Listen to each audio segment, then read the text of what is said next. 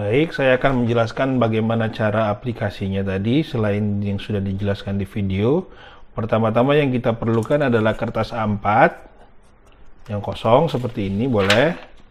Kemudian ditulis seperti ini. Kemudian kita juga butuh busur, penggaris, pena, dan buku halus kasar. Ini buku halus kasarnya. Nah, sekarang saya akan membantu menjelaskannya. Sekarang di hadapan saya ada dua buah tulisan calon karyawan. Yang saya butuhkan adalah untuk posisi admin atau posisi admin dan posisi kreatif. Nah, sekarang saya akan ajarkan dan pandu bagaimana menganalisanya. Contoh ini. Nah, kita akan belajar baseline. Jadi kalau seandainya ini kita garis, maka terlihat seolah-olah ada garis di sini, garis imajiner. Nah, kalau yang seperti ini, ada naikkan dikit, ada naik dikit, set, baru bisa lurus lagi. Contoh yang seperti ini, baseline-nya berarti naik. Oke, nah, yang ini sama. Ternyata baseline-nya ini, kalau kita perhatikan, begitu buat garis lurus, ternyata dia nggak lurus banget. Ternyata yang benar itu seperti ini. Ada lengkukannya. Seperti itu. Nah, ini yang terlihat banget. Ini yang disebut dengan baseline gelombang. Ini adalah baseline-nya. Sehingga teman-teman tahu baseline itu seperti apa dan bagaimana cara mengukurnya. Yang kedua itu adalah spasi antar kata. Spasi antar kata itu yang seperti ini. Ini adalah antar katanya. Nah, spasinya ini kita bisa ukur dari ukuran huruf M-nya. Jadi cari 5 huruf M. 1, 2, 3, 4, 5. Nah, kita ukur. Ukuran huruf M-nya ini 1, 2, 3 mili. Oke, 1 ini 2 mili setengah, 3 mili, 3 mili. Nah, kita ukur juga di sini. Oh, ternyata di sini 5 mili, sini 5 mili, di sini 6 mili. Artinya ini spasi antar kata lebar. Begitu juga dengan spasi antar barisnya.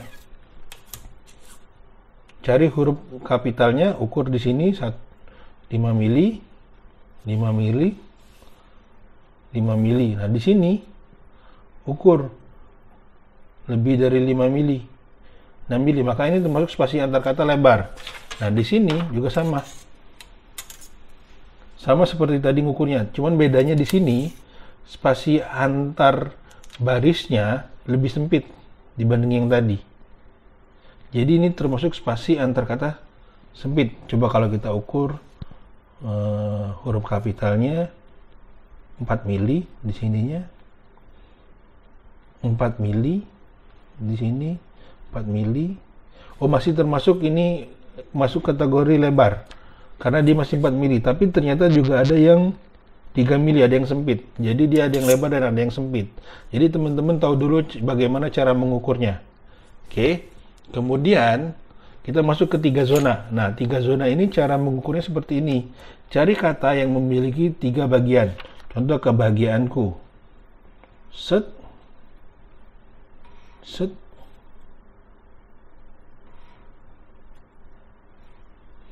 Nah, caranya seperti ini. Terus cari lagi kata banyak.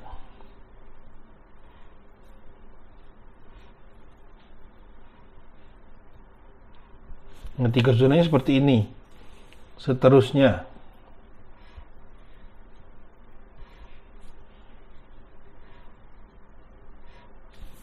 Nah, uppernya berarti ini kecil. Lowernya lebih dominan. Nah, beda dengan yang ini.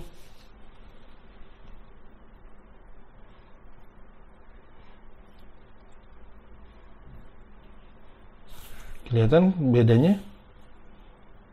Misalnya cari kata membanggakan.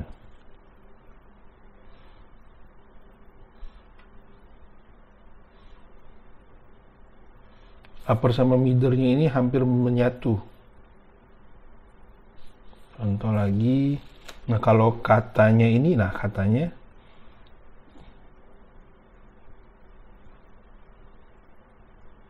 tipis banget bedanya antara upper dengan middle-nya ini, lower-nya. Nah ini cara untuk mengukurnya. Jadi cara mengukurnya gimana? Sama seperti ini. Ini ukur di sini, ukur di sini, ukur di sini, ukur di sini, ukur di sini, ukur di sini, ukur di sini, ukur di sini. Ini juga sama, ukur di sini, ukur di sini, ukur di sini. Oke, bagian yang ini ya. Nah, itu untuk mengukur 3 zona. Sekarang kita masuk ke selan. Nah, untuk selan ini sebenarnya bisa kita lihat dengan mata telanjang, tetapi bagi pemula kita bisa menggunakan alat bantu busur. Contoh kata berdoa. Dia kan ada seperti garis di sini, artinya dia dominan kiri. Nah, beda dengan yang ini. Ini dia cenderung ke kanan, terlihat ya. Ada juga yang tegak ini. Ini kanan, ini tegak, ini tegak. Jadi kalau yang ini tulisannya adalah selan kanan dan tegak. Kalau ini selan kanan dan kiri. Terutama ini lebih banyak kiri.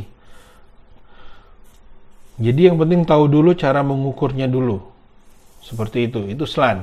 Nah, kemudian margin. Nah, dari sini kelihatan ini margin kirinya rapat banget. Jadi beban masa lalunya cukup berat. Artinya dia belum bisa move on. Seperti itu.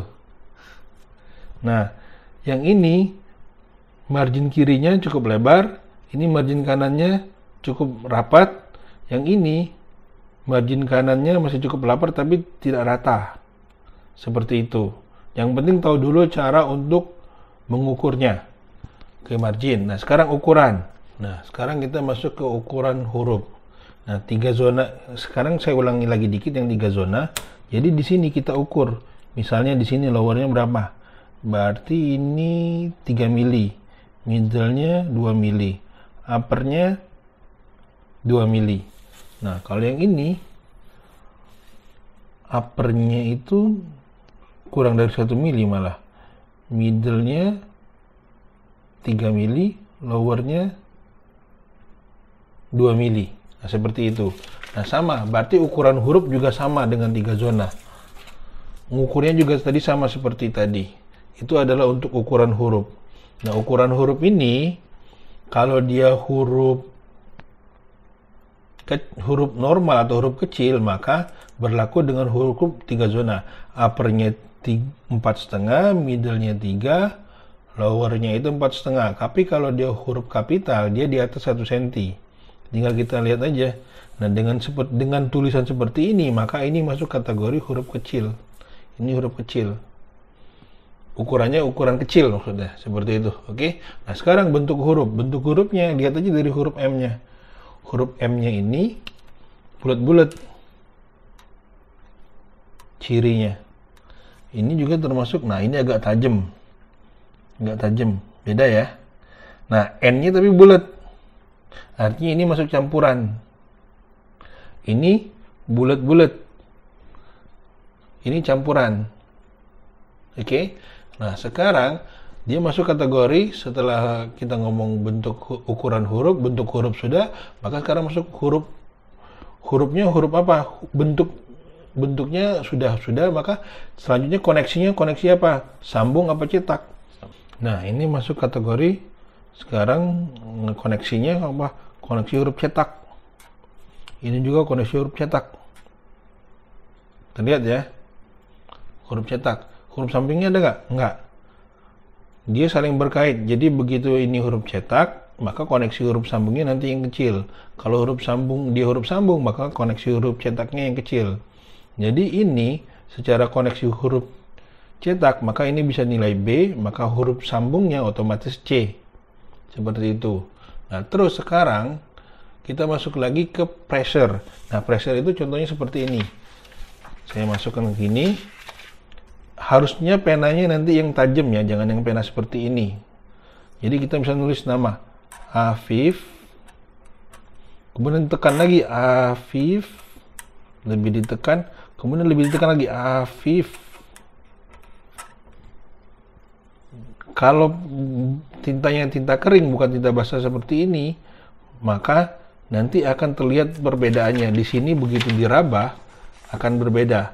Tapi karena ini tinta basah, agak beda. Hafif. Lebih ditekan lagi. Semakin ditekan, semakin ringan. Semakin ringan.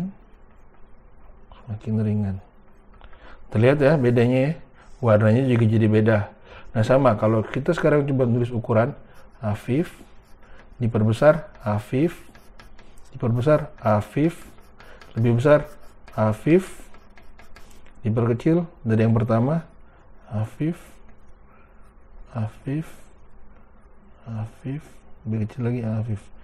Biasanya ukuran ini berkorelasi dengan tekanan. Nah, ini yang kita nanti pelajari. Nah, kalau dia itu yang jadi sek ACDC atau ada kelainan narkoba, dia seperti ini. Saya mau ke besar. Terlihat ya bedanya. Warnanya jadi beda, tekanannya juga beda. Nah, ini bisa kita rabah. Atau karena ini pakai pensil, kita bisa lihat. Kejelasannya juga beda. Nah, itu dari segi pressure. Nah, speed sekarang. Speed tulisan ini bisa kita lihat seperti ini. Nah, ini termasuk kategori yang normal. Kenapa? Titiknya pas di tengah, dia selan kanan. Ini. Nah, kalau yang ini, nah ini kategori tulisan agak lamban karena dia ke kiri. T-nya, perhatikan huruf T. Oh, T-nya juga ke kanan, berarti ini juga masuk kategori normal. Dia nggak pelan banget, nggak cepet banget. Kalau orang yang cepet banget, biasanya seperti ini. Seperti itu. Kalau pelan,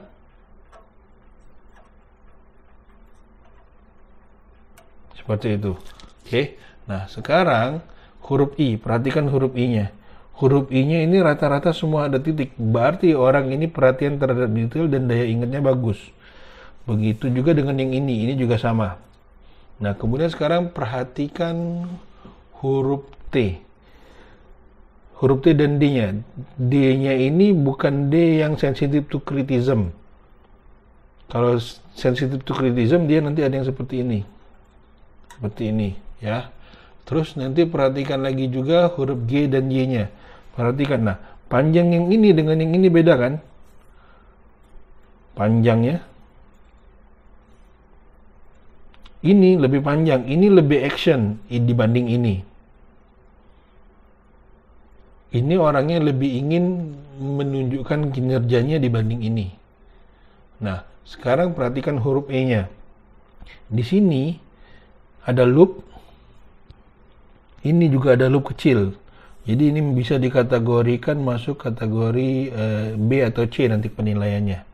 Nah, terus perhatikan huruf A-nya. Huruf A di sini dia tertutup semua. Oke. Yang di sini juga tertutup.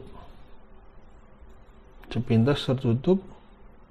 Nah, ini ada satu yang terbuka. Tapi dominan tertutup. Artinya ini bisa kategorikan termasuk tertutup. Ini tanda tangannya bukan berupa nama, ini juga bukan berupa nama.